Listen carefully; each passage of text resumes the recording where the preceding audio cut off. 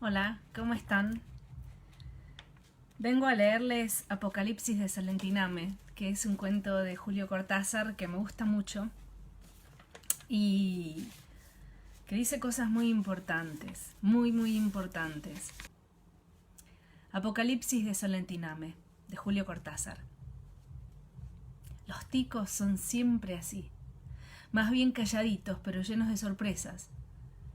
Uno baja en San José de Costa Rica y ahí están esperándote Carmen Naranjo y Samuel Robinsky y Sergio Ramírez, que es de Nicaragua y no tico, pero qué diferencia, en el fondo sí es lo mismo. Qué diferencia en que yo sea argentino, aunque por gentileza debería decir tino, y los otros nicas o ticos.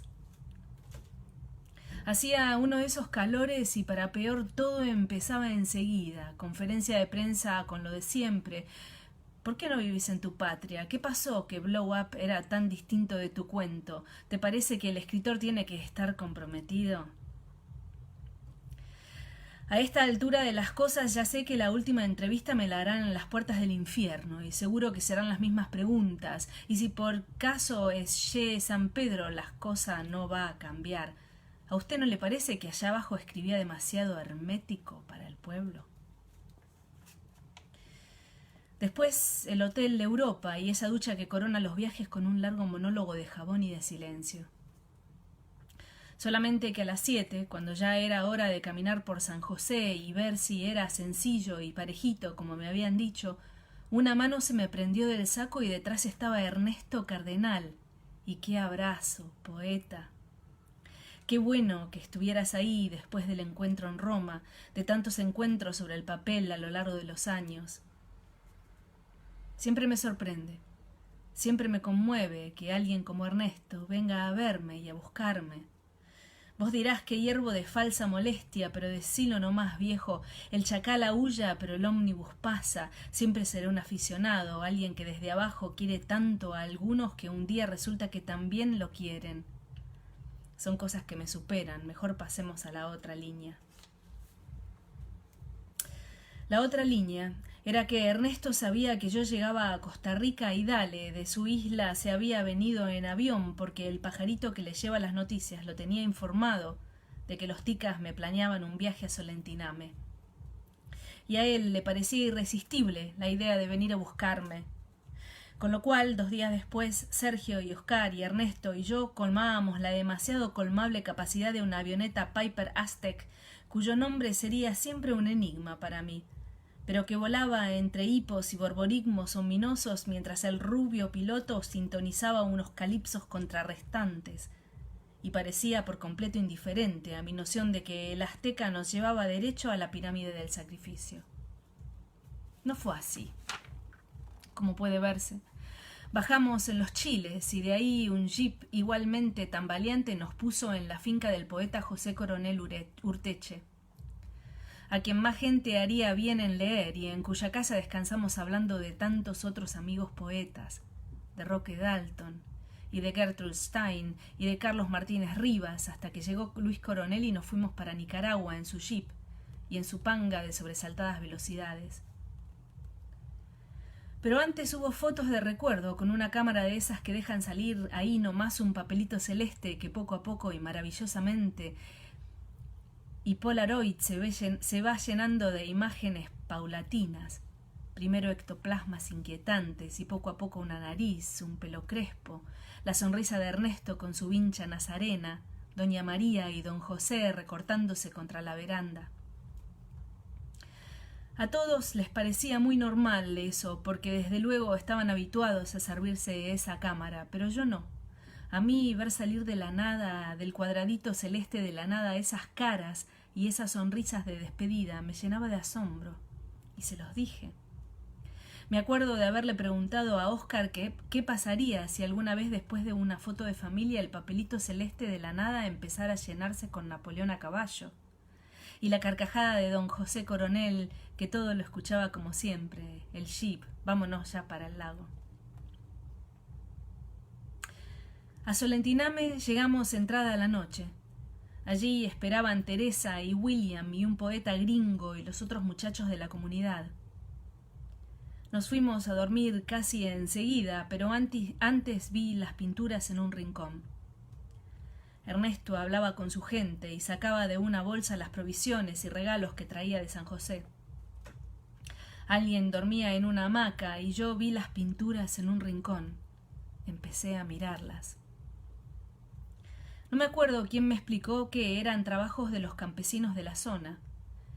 Esta la pintó el Vicente, esta es de la Ramona, algunas firmadas y otras no, pero todas tan hermosas. Una vez más la visión primera del mundo, la mirada limpia del que describe su entorno como un encanto de alabanza. Vaquitas enanas en prados de amapola, la choza de azúcar de donde va saliendo la gente como hormigas, el caballo de ojos verdes contra un fondo de cañaverales, el bautismo en una iglesia que no cree en la perspectiva y se trepa o se cae de sí misma, el lago con botecitos como zapatos, y en último plano un pez enorme que ríe con labios de color turquesa. Entonces vino Ernesto a explicarme que la venta de las pinturas ayudaba a tirar adelante. Por la mañana me mostraría trabajos en madera y piedra de los campesinos y también sus propias esculturas. Nos íbamos quedando dormidos, pero yo seguí todavía hojeando los cuadritos amontonados en un rincón, sacando las grandes barajas de telas con las vaquitas y las flores, y esa madre con dos niños en las rodillas, uno de blanco y el otro de rojo, bajo un cielo tan lleno de estrellas que la única nube quedaba como humillada en un ángulo, apretándose contra la varilla del cuadro, saliéndose ya de la tela de puro miedo. Al otro día era domingo y misa de 11, la misa de Solentiname en la que los campesinos y Ernesto y los amigos de visita comentan juntos un capítulo del Evangelio que ese día era el arresto de Jesús en el huerto. Un tema que la gente de Solentiname trataba como si hablaran de ellos mismos, de la amenaza de que les cayeran en la noche o en pleno día, esa vida en permanente incertidumbre de las islas y de la tierra firme y de toda Nicaragua, y no solamente de toda Nicaragua, sino de casi toda América Latina. Vida rodeada de miedo y de muerte. Vida de Guatemala y vida de El Salvador, vida de la Argentina y de Bolivia, vida de Chile y de Santo Domingo, vida del Paraguay, vida de Brasil y de Colombia. Ya después hubo que pensar en volverse, y fue entonces que pensé de nuevo en los cuadros. Fui a la sala de la comunidad y empecé a mirarlos a la luz delirante del mediodía, los colores más altos, los acrílicos o los óleos enfrentándose desde caballitos y girasoles y fiestas en los prados y palmares simétricos. Me acordé que tenía un rollo de color en la cámara y salí a la veranda con una brazada de cuadros. Sergio, que llegaba, me ayudó a tenerlos parados en la buena luz, y de uno en uno los fui fotografiando con cuidado, centrando de manera que cada cuadro ocupara enteramente el visor. Las casualidades son así. Me quedaban tantas tomas como cuadros. Ninguno se quedó afuera, y cuando vino Ernesto a decirnos que la panga estaba lista, le conté lo que había hecho y él se rió. Ladrón de cuadros, contrabandista de imágenes. Sí, le dije, me los llevo todos. Allá los proyectaré en mi pantalla y serán más grandes y más brillantes que esto, jodete. Volví a San José. Estuve en La Habana y anduve por ahí haciendo cosas. De vuelta a París con un cansancio lleno de nostalgia. Claudine calladita esperándome en Orly. Otra vez la vida de reloj pulsera. Y merci, monsieur, bonjour, madame, los comités, los cines, el vino tinto y Claudine, los cuartetos de Mozart y Claudine. Entre tanta cosa que los sapos maletas habían escupido sobre la cama y la alfombra, revistas, recortes, pañuelos y libros de poetas centroamericanos, los tubos de plástico gris con los rollos de películas. Tanta cosa a lo largo de 2 meses, la secuencia de la escuela Lenin de La Habana, las calles de Trinidad, los perfiles del volcán Irazú y su cubeta de agua hirviente verde donde Samuel y yo y Sarita habíamos imaginado patos ya asados flotando entre gases de humo azufrado. Clotín llevó los rollos a revelar. Una tarde, andando por el barrio latino, me acordé y, como tenía la boleta en el bolsillo, los recogí y eran 8. Pensé enseguida en los cuadritos de Solentiname. Y cuando estuve en mi casa, busqué en las cajas y fui mirando el primer diapositivo de cada serie. Me acordaba que antes de fotografiar los cuadritos había estado sacando la misa de Ernesto. Unos niños jugando entre las palmeras, igualitos a las pinturas. Niños y palmeras y vacas contra un fondo violentamente azul de cielo y de lago apenas un poco más verde. O a lo mejor al revés, ya no lo tenía claro. Puse en el cargador la caja de los niños y la misa. Sabía que después empezaban las pinturas hasta el final del rollo. Anochecía y yo estaba solo. Claudine vendría al salir del trabajo para escuchar música y quedarse conmigo. Armé la pantalla y un ron con mucho hielo, el proyector con su cargador listo y su botón de telecomando. No hacía falta correr las cortinas, la noche servicial ya estaba ahí, encendiendo las lámparas y el perfume del ron. Era grato pensar que todo volvería a darse poco a poco. Después de los cuadritos de Solentiname, empezaría a pasar cajas con las fotos cubanas. ¿Pero por qué los cuadritos primero? ¿Por qué la deformación profesional, el arte, antes que la vida? ¿Y por qué no? Le dijo el otro a este en su eterno e indesarmable diálogo fraterno y rencoroso. ¿Por qué no mirar primero las pinturas de Solentiname, si también son la vida, si todo es lo mismo? Pasaron las fotos de la misa, más bien malas por errores de exposición. Los niños, en cambio, jugaban a plena luz y dientes tan blancos. Apretaba sin ganas el botón de cambio. Me hubiera quedado tanto rato mirando cada foto pegajosa de recuerdo. Pequeño mundo frágil de Solentiname, rodeado de agua y de esbirros, como estaba rodeado el muchacho que miré sin comprender. Yo había apretado el botón y el muchacho estaba ahí, en un segundo plano clarísimo.